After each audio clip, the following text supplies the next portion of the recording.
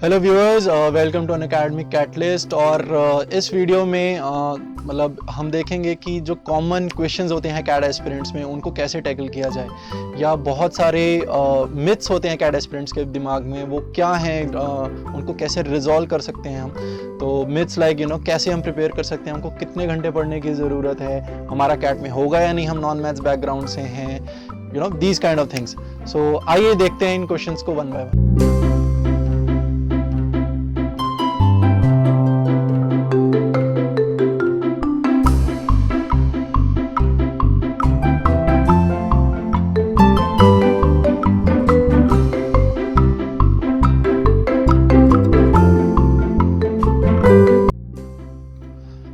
सबसे पहला क्वेश्चन या आप ऐसे बोलो कि rule that is set by the society is do an MBA, your career will be set. I don't think that's entirely true. You need to know कि आपको MBA करने की ज़रूरत है भी या नहीं। It depends what aspiration do you have.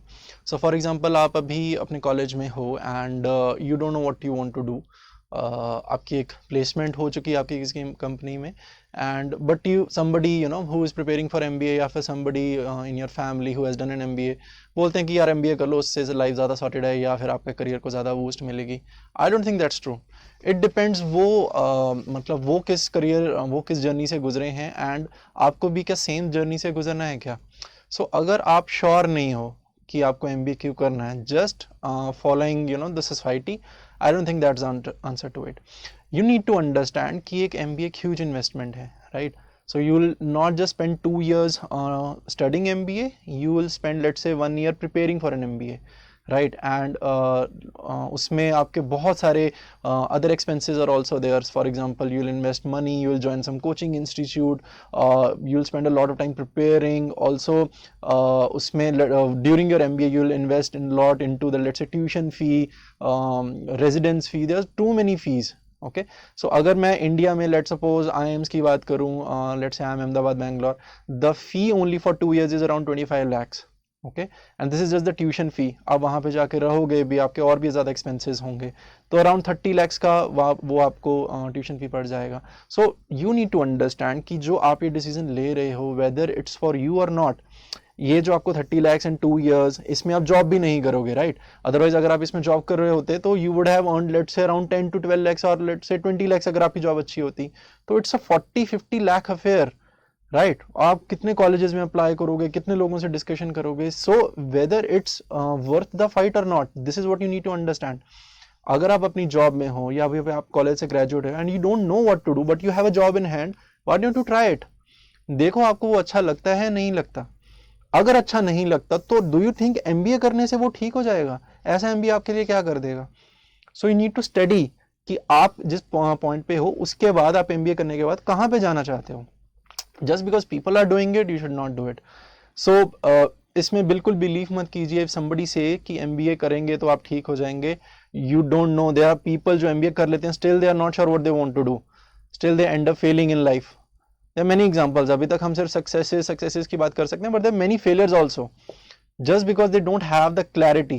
And I'm not saying कि clarity हो आ जाना ही वही एकदम वो है, निर्वाणा है। No, बहुत लोगों को clarity नहीं आती है, but it's always good अगर आप थोड़ी सी clarity और थोड़ा सा plan के साथ उसको prepare करेंगे।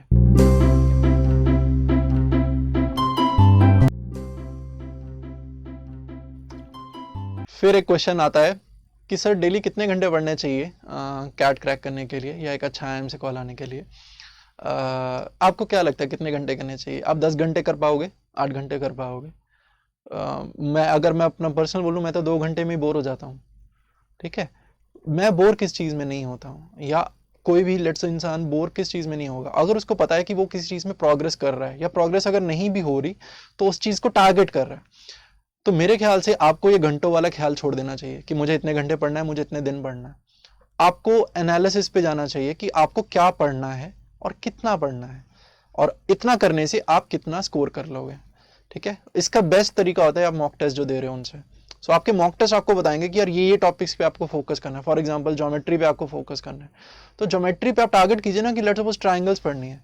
अब वो ट्रायंगल्स आपको समझ के उठना है, बिकॉज बहुत सारी वेटेज है उसकी। तो आपको ट्रायंगल्स नहीं समझ में आ रही है, आप 3 घंटे लगाओ, 30 घंटे लगाओ, कोई नहीं पूछेगा आपसे। और कोई नहीं बताएगा आपको 3 घंटे लगा लिए शाबाश आज का काम हो गया. It's not like that. You need to be able to solve the questions अगर ट्रायंगल से या ज्योमेट्री से आते हैं, बिकॉज वेटेज है उनकी, बिकॉज इट विल मैटर. ठीक है, तो ये आपको डिसाइड करना है कि what works best for you. 3 hours 4 hours 5 hours does not matter at all. Logical approach follow कीजिए, अपना देखिए कि आप कैसे बेस्ट वर्क कर सकते हैं. okay?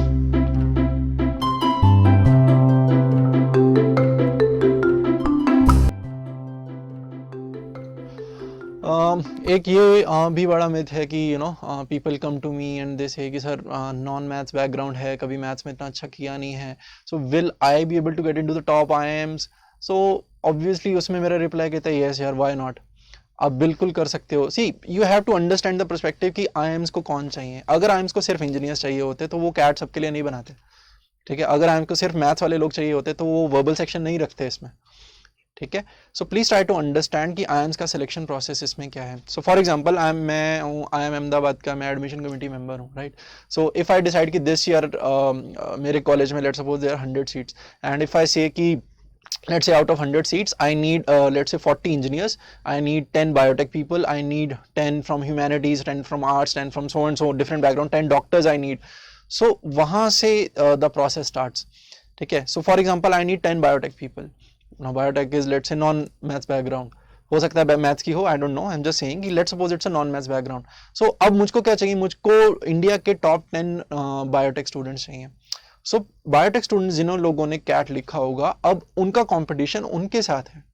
ठीक है, सो उनका कंपटीशन उनके साथ है मींस अगर जो टॉप बायोटेक स्टूडेंट्स है, अगर उसकी परसेंटाइल 91 परसेंटाइल है, तो IIM Ahmedabad will give that person an interview call कि यार I want you on my campus, I think आप इंटरव्यू के लिए आप आ जाइए. सो अगर लेट सपोज उनको 10 लोग चाहिए तो वो लेट सपोज 25 लोगों को इंटरव्यू कॉल देते हैं, और 25th पर्सन जो आता है वो लेट से 81 परसेंटाइल पे आता है. तो हो सकता है 81 परसेंटाइल आके भी एक बायोटेक स्टूडेंट को आईआईएम अहमदाबाद से कॉल आ जाए. ठीक है ना. सो इट टोटली डिपेंड्स कि आप किन लोगों के साथ कंपीट करें और आप किस सेक्शन में आते हैं, और ये कोई नहीं but the college only decides. ठीक है, सो आप you just need to take care कि आपके 10th 12th और लेट्स सपोज ग्रेजुएशन में बेयर मिनिमम जो cut off decided by these B schools, let's suppose 50 50 50 या let's say 80 80 80 for your respective categories, बस वो हो जाए. वंस यू डू दैट, उसके बाद it's totally up to the college, और आपका कंप्लीटली हो सकता है उस कॉलेज में. ठीक है,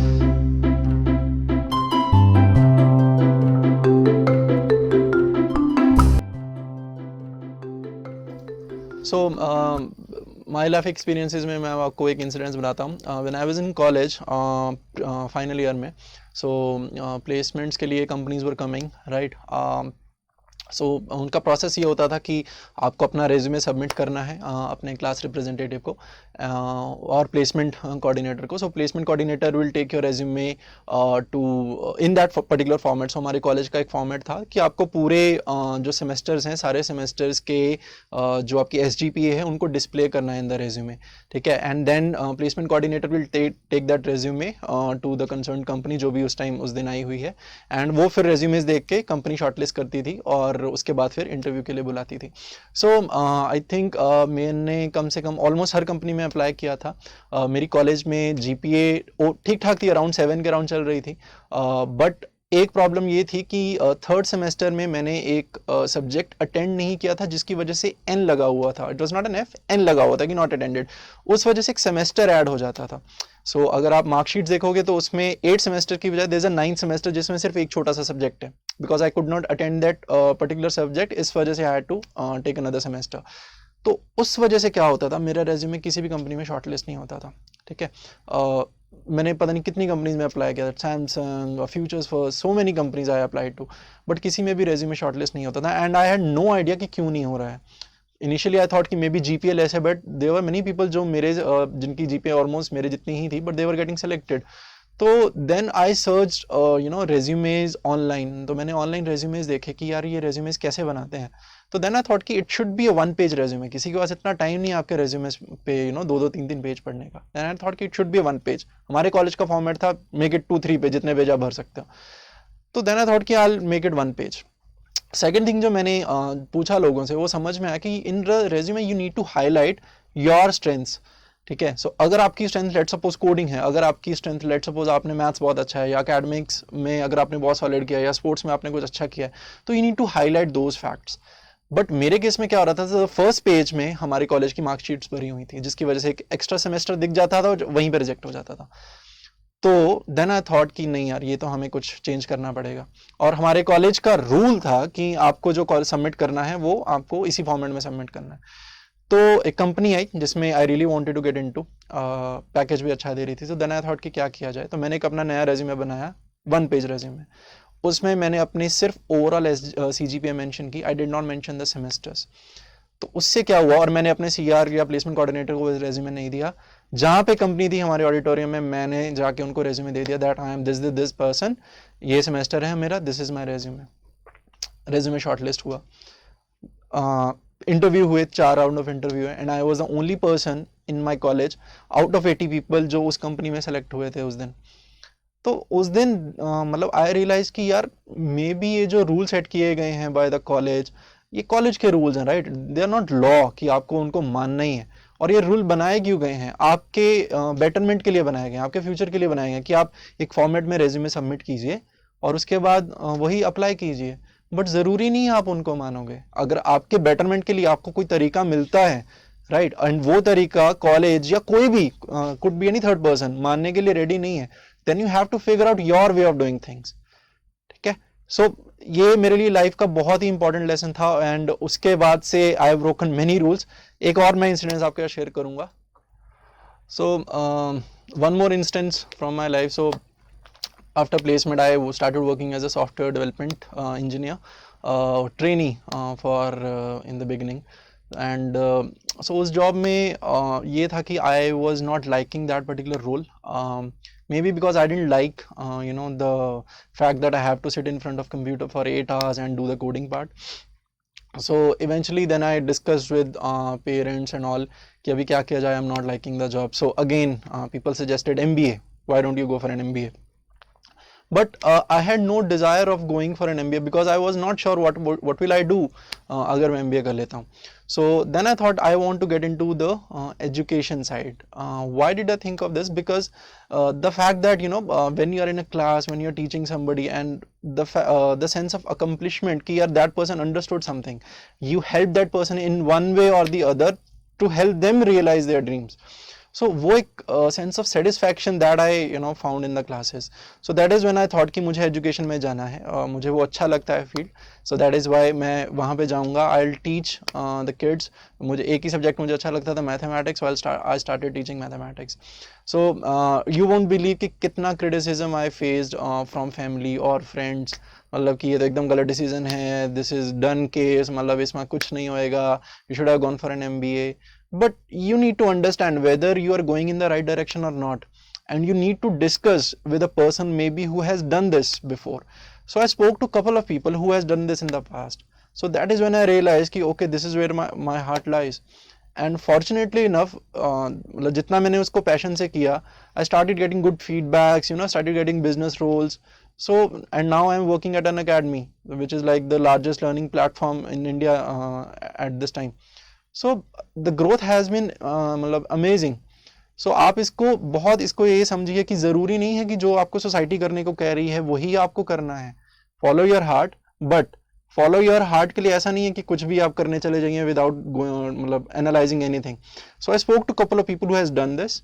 आई थॉट कि अच्छा इसमें क्या फ्यूचर बन सकते हैं और कहाँ से money I can earn money, क्योंकि ब्रेड एंड बटर तो यार ज़रूरी है, उसके बिना तो नहीं हो पाएगा. तो वो सब चीज़ें कैलकुलेट करके I took this decision. Okay, so good luck.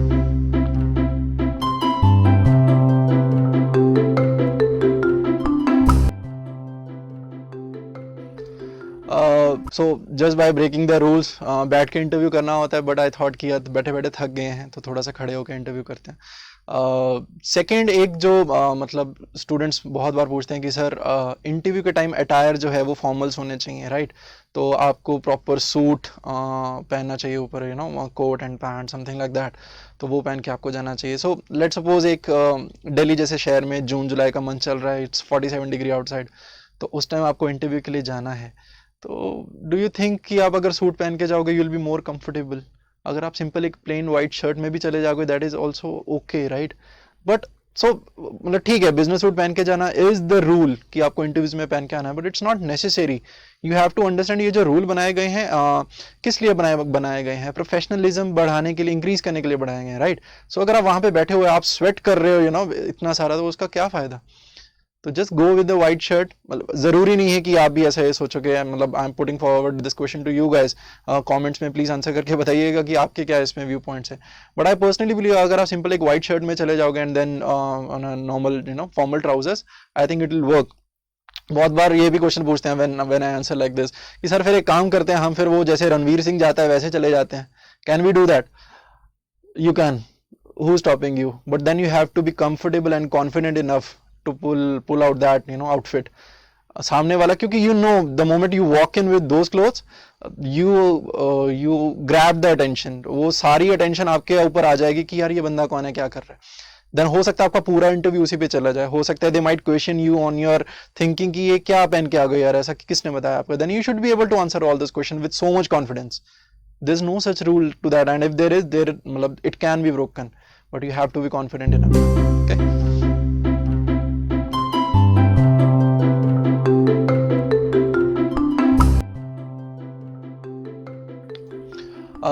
One more thing जो स्टूडेंट जनरली पूछते हैं कि सर अभी जैसे कैट को 4-5 मंथ्स हैं, तो हम एक्स्ट्रा करिकुलर में क्या कर सकते हैं सो दैट हमारा रेज्यूमे स्ट्रॉन्ग बन जाए. सर कौन से कोर्सेज करें या कौन सी कोई लैंग्वेज नहीं सीख लें, मतलब क्या कर लें? सो उसका यार कोई डेफिनेट आंसर अगेन नहीं है.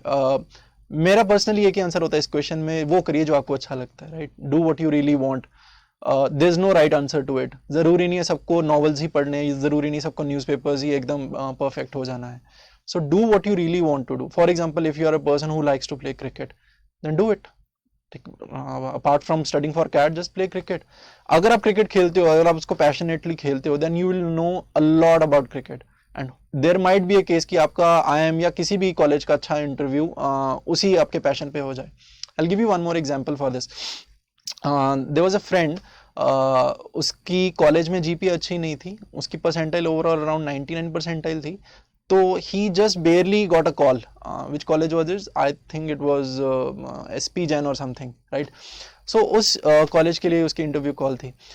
उसकी पूरी इंटरव्यू, उसके रेज्यूमे में सिर्फ उसने एक वर्ड लिखा था, I like whistle blowing in the interest. उसने कोई नहीं लिखा मैं ऐसे कुछ सीक्वल करता हूँ, कुछ करता हूँ, आई हैव रेड 40-50 नॉवेल्स. नहीं, कहता I just like whistle blowing. ठीक.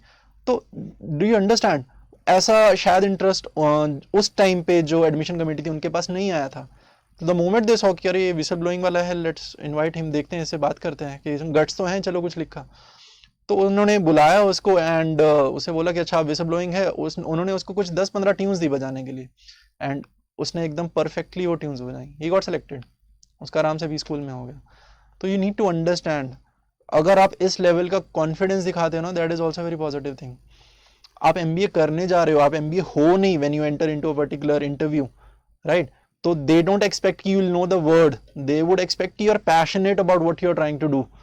सो अगर आप MBA करने की चले, you are passionate about it. जो आप साइड में अपना पैशन परस्यू करो, you are passionate about it. That's all what they want.